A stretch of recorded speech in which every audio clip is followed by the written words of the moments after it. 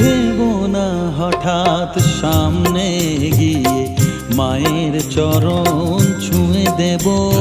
ভেবো না হঠাৎ সামনে গিয়ে মায়ের চরণ ছুঁয়ে দেব।